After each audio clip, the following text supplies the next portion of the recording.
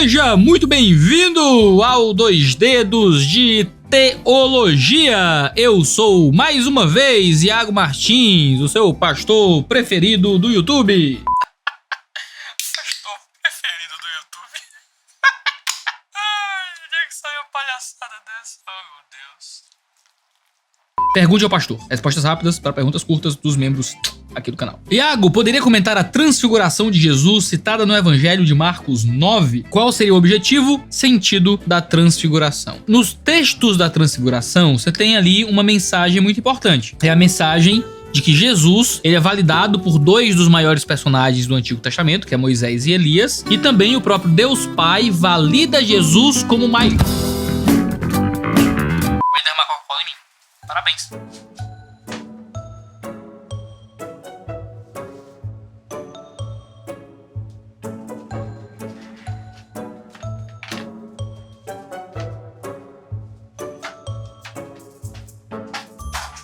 Como eu estava dizendo, ele é validado pelo Deus Pai como maior que o Antigo Testamento, maior que Moisés e Elias, quando os discípulos querem fazer tendas para Moisés, Elias e Jesus, e Deus Pai aparece dizendo: esse é meu filho, a ele ouvi. Ou seja, o relato da transfiguração é uma validação de Jesus como alguém que recebe um tipo de outorga dos personagens maiores do Antigo Testamento e do próprio Deus, validando Jesus como maior do que os personagens do Antigo Testamento. É ele que deve ser ouvido, é ele que deve ser seguido. O texto da transfiguração é um texto muito interessante. Qual o papel do marido diante da esposa e vice-versa? Mais ainda, qual o peso diante de Deus que o marido carrega nessa função? Lá na escola de teologia, a gente tem, eu acho que 3 ou 4 aulas com uma teologia do relacionamento entre homem e mulher, da masculinidade e da feminilidade. A gente olha para os textos de Gênesis 1, Gênesis 2, Gênesis 3, apresentando ali a criação do homem e da mulher, a queda do homem e da mulher, e para textos em Pedro, em Efésios, em Timóteo, mostrando ali quais são os papéis do homem e os papéis da mulher dentro do casamento. Lá tá tudo muito bem detalhado em algumas horas de aulas. O resumo é muito simples. O homem é alguém que é dotado de liderança e deve liderar o casamento e tem uma liderança sacrificial. Ele se entrega em sacrifício à sua esposa. Enquanto a esposa, ela é uma auxiliadora que presta submissão ao marido e em amor e em respeito ao lado do marido servem ambos a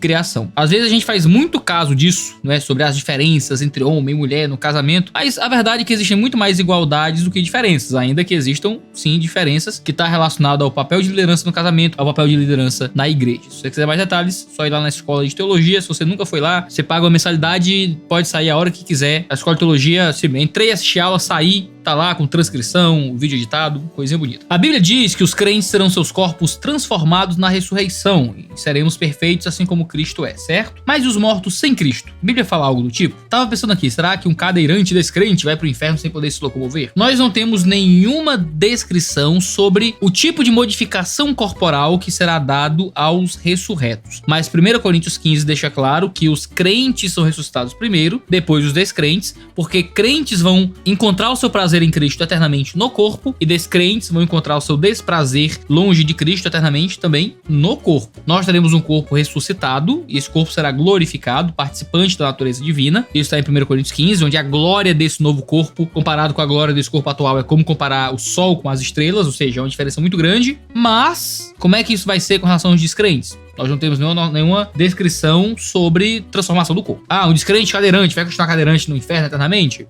Não se sabe. Por que Davi tinha imagens em sua casa em 1 Samuel 19:13? Esse é o caso de quando Saul manda matar Davi e sua esposa Mical coloca uma estátua e pele de animais ali na cama para poder enganar Saul e então Davi conseguir fugir. O texto não diz que essas imagens eram objetos de adoração, certo? Que era alguma estátua a ser adorada. Podia ser uma obra de arte, uma escultura, um item decorativo que é colocado ali. Achar que isso significa que existia idolatria na casa de Davi é um passo um pouco além daquilo que o texto tá dizendo pra gente. Iago, muito bom participar como membro, obrigado. Muito bem, eu que agradeço aí, hein? Pastor, o senhor saberia explicar o porquê das filhas jovens dos membros da maçonaria serem chamadas de filhas de Jó? Pelo que lhe respeito, os membros da maçonaria fazem a interpretação do livro de Jó, porém a interpretação refoge ao texto e coloca elementos novos, que não tem na Bíblia, como por exemplo, Jó vendeu tudo para ajudar os pobres, os filhos foram destruídos, desunidos. Eu não faço a menor ideia, Paloma.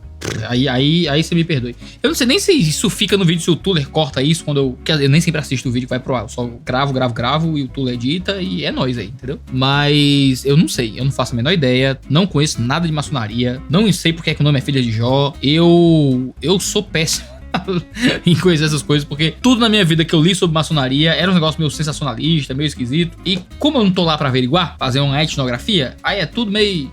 Sei lá, eu não gosto não. É só gente que tá ganhando dinheiro com sensacionalismo barato. Eu queria muito ler materiais diferentes sobre maçonaria, mas um dia eu lerei. Agora, a gente ama a escritura, nós somos servos da escritura e ficamos com o que diz a escritura. Qualquer movimento que adicione informação à escritura é um movimento que tá indo contra aquilo que a gente acredita, que é o solo da escritura, ficamos apenas com o que diz o texto bíblico. Essas interpretações alegóricas, coisas a mais, o que Jó fez, o que Jó não fez, se não tá na palavra, não é regra de fé pra gente, a gente não segue nada disso. Sheila Correia, quer com mais, quer ver mais, façais tudo para a glória de Deus. O que seria comer para a glória de Deus? Agora que sou membro, eu vou tacar pergunta.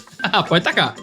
Existem várias formas de comer para a glória de Deus. No contexto de 1 Coríntios 10:31, que é justamente esse versículo aqui, ele tá falando sobre não comer comidas sacrificadas a ídolo, caso isso vá fazer outros irmãos participarem comigo sem fé. Então, se eu me dou a liberdades na minha alimentação que vai fazer outros irmãos pecarem, então eu não me dou essa liberdade mais, ou seja, seria comer com amor. Eu vou comer de uma forma que eu considero que é bom pro outro. Em outro momento, Paulo vai dizer que tudo aquilo que Deus fez, ele fez para ser recebido com ações de graça. Então, uma das formas de comer para a glória de Deus, beber para a glória de Deus, é com ações de graça. É agradecendo a Deus, demonstrando gratidão por ele fornecer aquele alimento. Outra forma é com generosidade, é sem egoísmo, é sem glutonaria e tudo mais. Então é viver nossa vida, né, toda para a glória de Deus vivo. Quais livros do Gordon Fee, seu teólogo pentecostal favorito, você recomenda a leitura? Gordon Fee é meu teólogo pentecostal favorito. Ele tem alguns livros em português muito bons, eu não li tanto do Gordon Fee, mas como ler a Bíblia livro por livro, se não me engano, e o Entendes o que Lês, foram 2 livros que eu li no meu tempo de seminário e, poxa, muito bom. Gordon Fee faz um trabalho muito decente ali. Agora eu li alguns papers do Gordon Fee, eu não li tantos livros, né? Então, mas esses são os 2 livros dele que eu já li e que eu gosto muito. Pastor, um colega judeu me confrontou dizendo que Isaías nunca falou que a mãe do Cristo seria virgem. Isso no hebraico original. Como é isso? Na verdade, o hebraico, certo? Ele tem alguns dualismos que são propositais. O modo como os profetas compuseram os seus textos permitiam várias interpretações justamente para que houvesse um aprofundamento profético em tudo aquilo que era dito. Então, quando diz que a virgem conceberia em Isaías, também é possível traduzir como a jovem conceberia. O termo se refere à virgem, mas virgem ali pode falar também a uma mulher jovem. O ponto é que, normalmente, as jovens eram virgens. Certo? O termo virgem não costumava ser usado para mulheres casadas, mas para mulheres que ainda não tinham consumido matrimônio. Então, a tradução mais normal é virgem. Traduzir por jovem é uma escolha de tradução mais improvável, que geralmente é feita para poder se levantar contra a narrativa de Jesus por judeus que não querem aceitar Cristo como Messias. A melhor tradução vai ser realmente virgem, mas entendendo que virgem era um termo que também era usado para pessoas jovens, pura e simplesmente, sem chamar atenção para o aspecto da virgindade em si. Mas uma mulher casada, jovem, normalmente não seria mais chamada de virgem. Pastor, de onde saiu Melquisedeque? Existiam adoradores de Deus antes de Abraão organizados como uma igreja? Organizados como uma igreja é complicado usar esse tipo de linguagem, mas existia adoração a Jeová antes de Abraão. Veja, Adão e Eva ouviram a mensagem de Deus, houve toda aquela linhagem santa a partir de Deus, os filhos de Deus, que está em Gênesis capítulo 5, que vai ali até Noé, de pessoas que ouviram de Jesus, que invocaram o nome de Deus. Em algum momento houve esse sacerdote, Melquisedeque, que era rei em Jerusalém e também sacerdote, que era um sacerdote do Deus vivo. Porque sim, existia fé no nome de Deus, mesmo para além da pessoa de Abraão naquele período, tanto que ele encontra Melquisedeque quando volta da guerra. Seria ganância querer se mudar para outro país para ter uma vida melhor? Depende, cara. Depende muito. Você tem propósitos missionários muito específicos no seu país? Você vai servir melhor a sua família, cuidar melhor dos seus filhos em um país que vai lhe dar uma vida melhor? Não tem problema em você tentar dar uma vida melhor para sua família. O problema é esse ser o amor do seu coração, esse ser o local onde você deposita a sua esperança. Ou isso pesar mais do que outras coisas que Deus pode estar lhe dando como serviço. Em si, por si só, não é um problema. O problema é que geralmente esses nossos desejos de enriquecimento, de vida melhor, provém geralmente do que há de mais baixo no nosso coração, que é só o desejo por se apegar às riquezas e às coisas dessa vida. Nada contra a gente querer uma sobrevivência. A gente tem que viver e trabalhar com as próprias mãos para poder prover para os nossos e para poder cuidar da nossa família, para poder ter uma vida um pouco mais confortável, para ajudar quem precisa. Se isso vem de ganância do seu coração ou não, você precisa de um pastor na sua vida que possa conversar com você, analisar os detalhes da sua vida, ouvi-lo e então responder de fato. Minha filha tem 6 anos e gosta muito de você, pastor. Que fofinha. Sempre que ela lê ou ouve seu nome, quando vê seus livros, ela fica toda alegre. Que fofura. Se um dia eu te encontrar, pedirei uma foto. Pô, pede mesmo, poxa. Caramba, que legal, que divertido. Cheirinho pra filha da Isabela, Assunção.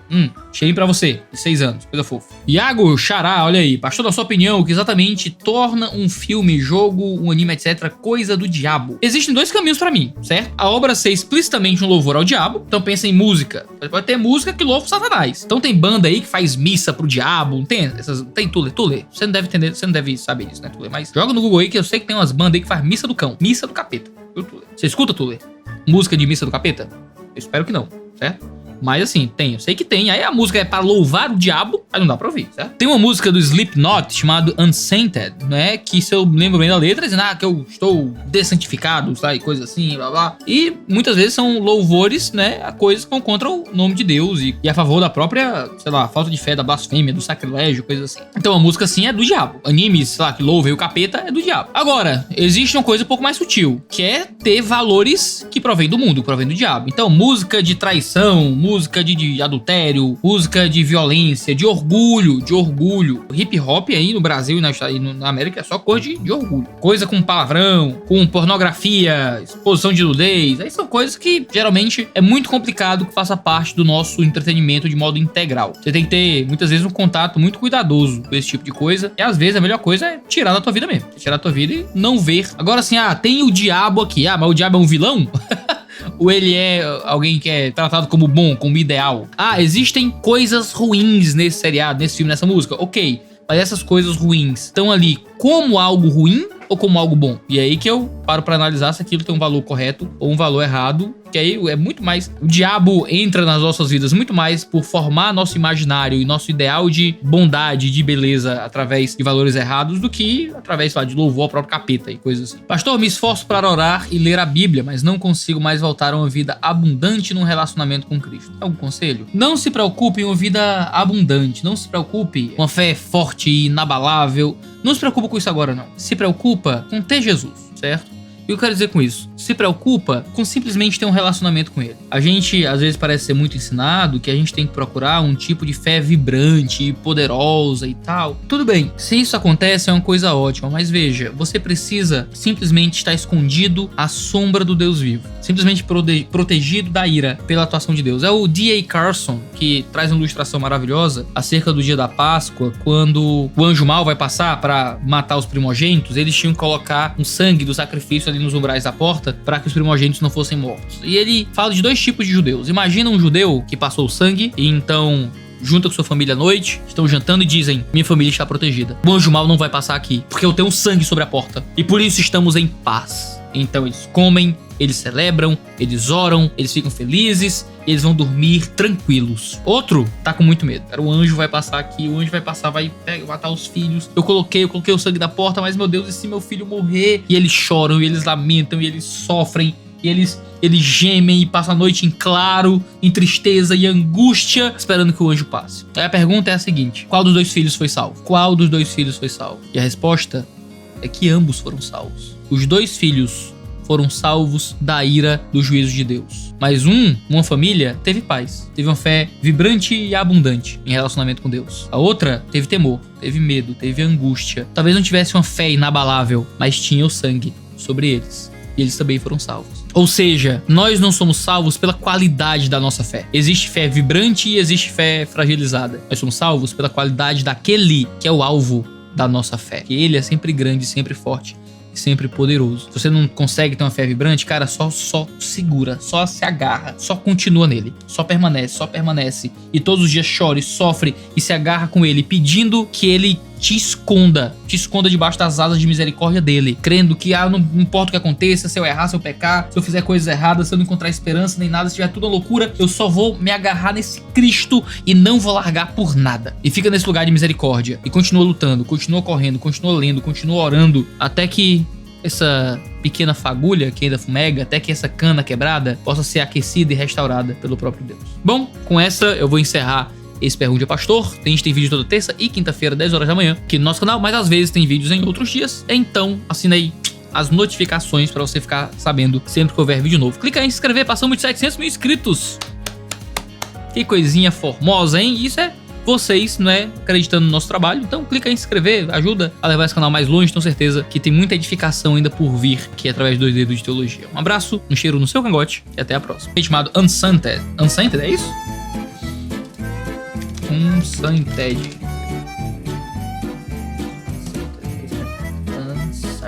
Como é que pronuncia Unsainted direitinho, hein? Deixa eu pronunciar.